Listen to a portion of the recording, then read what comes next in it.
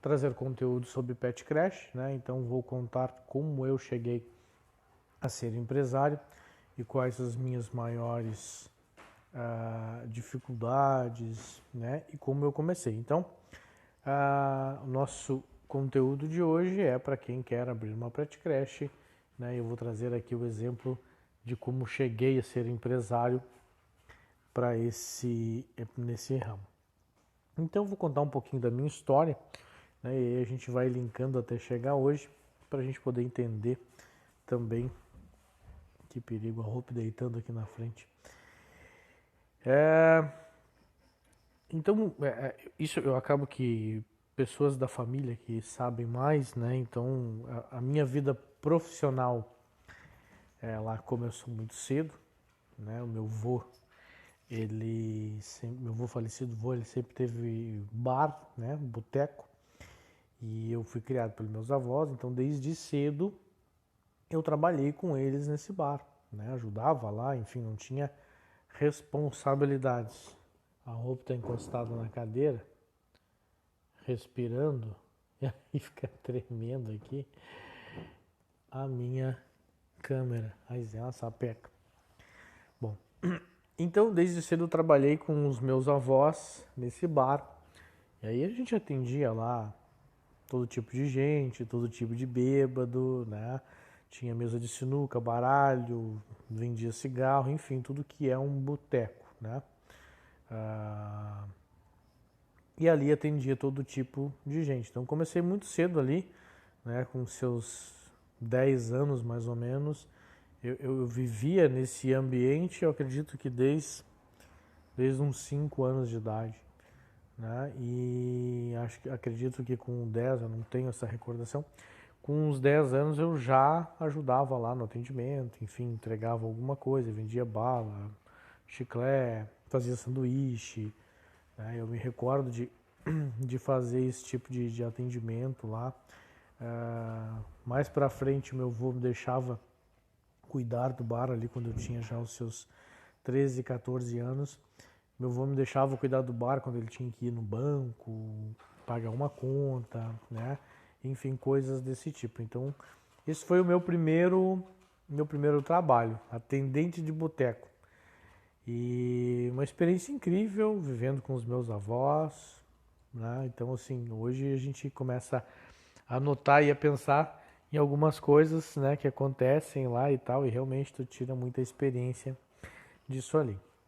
Mas eu fiz outras coisas quando muito jovem também. Então, pelos meus 13, 14 anos, eu vendi picolé.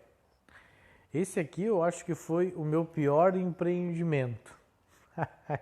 Porque eu mais comia picolé do que vendia. Então eu fui um terrível empreendedor no ramo de venda de picolé. Aquele carrinho, gente, que vocês vão na praia, passa alguém, eu vendi isso aí. E sei lá, acho que eu tinha meus 13, 14 anos e eu vendia picolé nesses carrinhos. Mas não deu muito certo, não. Eu mais comia do que vendia, acabava chegando no final do dia que tinha que entregar o carrinho. Eu não tinha tido lucro, né? Tinha comido lucro, mas era um gordinho feliz comendo picolé.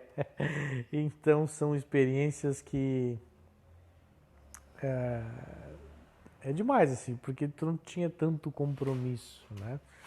Apesar de tu ter compromisso, se tu ficasse devendo, o dono do picolé ia ficar bravo. Enfim, alguma coisa ia acontecer, mas acabou que eu nunca ficava devendo, mas eu não tinha lucro nenhum e trabalhava só para comer os picolé.